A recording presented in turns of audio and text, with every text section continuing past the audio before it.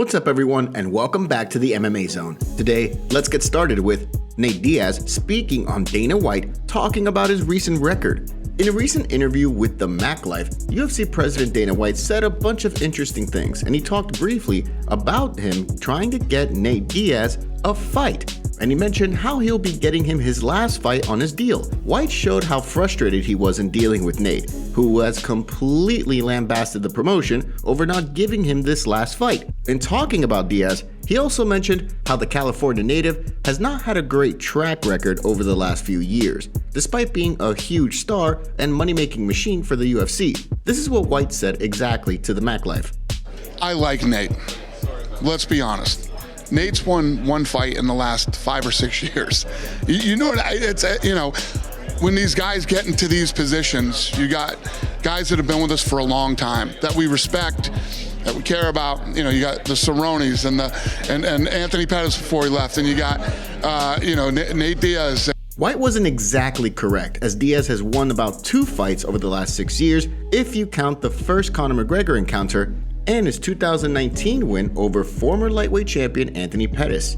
Diaz has been pushing to get the last fight of his current UFC deal done and over with, so he could move on from the organization. He stated previously that he wanted to retire, but it now looks like he has plans to just make more money outside of the organization. At 37 years old, it's not like he'll be burning down doors to get a shot at anyone's title, although who knows. But in responding to White, Diaz blasted some of the recent guys who have been vocal about making more noise in the promotion and who've gotten pushed by the UFC. He posted a video of several fighters getting finished in the UFC, from Justin Gaethje to Gilbert Burns to Masvidal and Michael Chandler. The tweet saw a caption that read, "At least I never really lost like all these."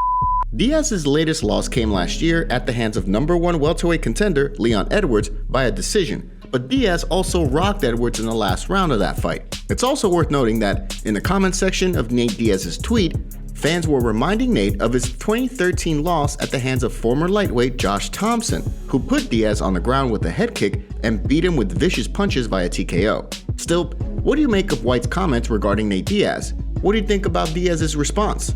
And who do you want to see Diaz fight when he gets back inside the Octagon for this last fight on his current deal? Aljamain Sterling tells Henry Cejudo to beg for a shot at the Bantamweight belt. Another day, another back and forth involving Henry Cejudo, except this time it's with another cringy athlete and UFC Bantamweight champion Aljamain Sterling. Cejudo has talked about returning to the UFC ever since retiring from the sport back in 2020.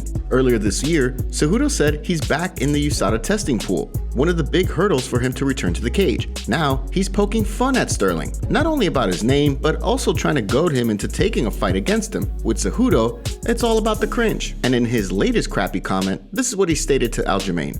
"Hey, I'll shit stain, sign the contract. After I knock you out, I'll put my gold medal around you so you know what it's like to feel like a real champ." In response, Sterling delivered just 2 words. "Say please."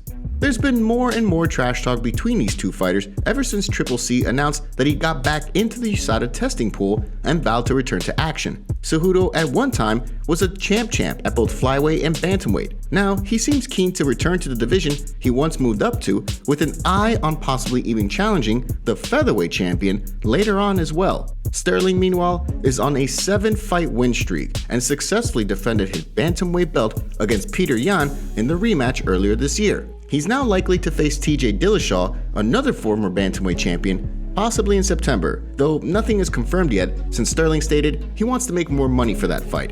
What do you make of this exchange? Conor McGregor, Floyd Mayweather rematch? Could it be one of the biggest crossover fights in the history of combat sports could get an encore, as reports from Fight Hype state that discussions are ongoing for a potential rematch between megastars Conor McGregor and Floyd Mayweather.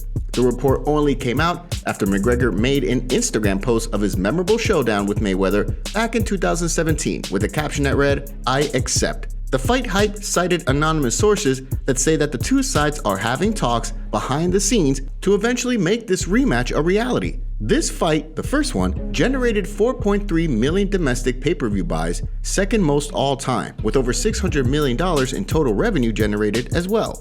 Conor did much better than people thought he would in their first fight, though there were questions as to how hard Mayweather had fought, which led to speculation that he carried Conor throughout that fight. Still, Mayweather came away with a 10th round TKO victory in Las Vegas in 2017. Mayweather is now 45 years old, but he's still taking on exhibition bouts and most recently did so in May against a sparring partner in Don Moore. Meanwhile, Conor hasn't fought boxing since that encounter and has gone back to MMA. He's been out for nearly a year due to a broken leg injury, but was slated to return to the Octagon later in 2022. However, with this news, it's unclear if and when Conor would actually get back into MMA action.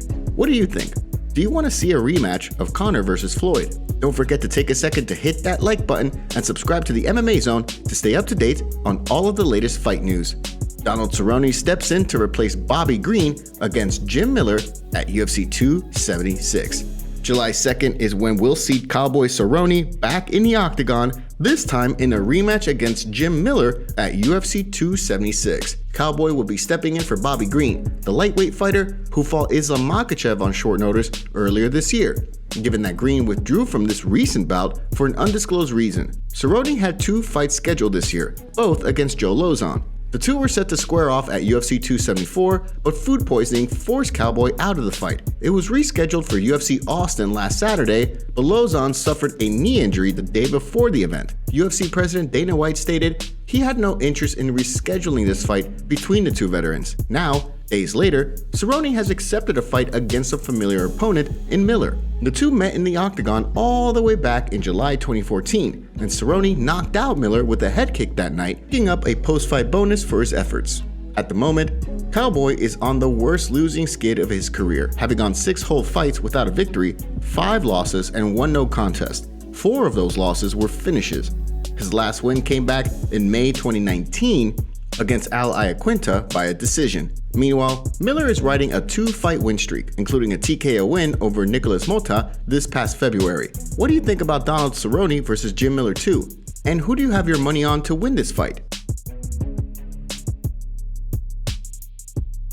Borrachinha tá indo por esse lado aí, fazendo o strike top dele aí, metendo os loucos, fazendo as besteiras, falando besteira dos outros. O cara que não bate peso 6 quilos, 7 quilos acima, quer vir falar besteira aí, né, na rede social. Aproveitar que ele falou de mim, então vou falar dele também.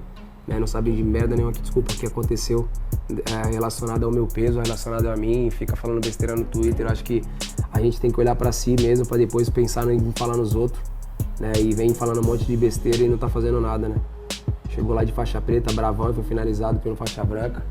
Daniel Cormier speaks on the Phil Hawes confrontation inside the Octagon. Following his demolishing of Darren Wynn last Saturday at UFC Austin, Phil Hawes started yelling at UFC color commentator Daniel Cormier as he was walking in the Octagon, and continued to do so after he was announced the winner of the fight. Hawes came away with a great victory that night, the fight via referee stoppage, because he simply was beating Wynn that badly. Wynn is a protege of Cormier, something that Hawes knows.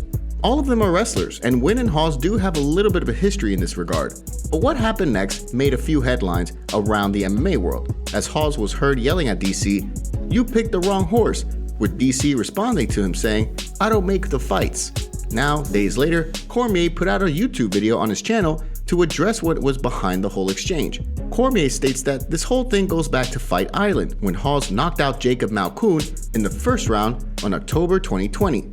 That same week, Cormier and Hawes sat down on the request of Hawes' manager about possibly coming out there to train with him at AKA. That didn't transpire, given that Wynn trains with DC at AKA, and seeing that both Wynn and Hawes are middleweights, Hawes didn't end up training with him. Then, the UFC called up Wynn to fight Hawes, a fight that DC did not like for Wynn. This is what he said that led to the exchange at UFC Austin. I said no to the fight. I didn't think it was a great fight. And obviously look at what played out. So it's not like I was wrong in my thought in regards to the matchup. So Phil is saying I picked the wrong opponent. So I say to Phil, do you think I pick fights? Like, you think I make the fights? This fight had fallen through twice before UFC Austin, and now we understand why Cormier didn't like this fight for Wynn, given how badly he was beaten by Hawes last week. The exchange inside the Octagon at UFC Austin was defused, and they carried on with the post-fight interview inside the Octagon. But what do you think about this whole situation? Thanks so much for joining us today. What do you make of what's going on in the fight world? Make sure to like this video and subscribe to the channel to stay up to date on all of the latest news from the MMA Zone. See you next time.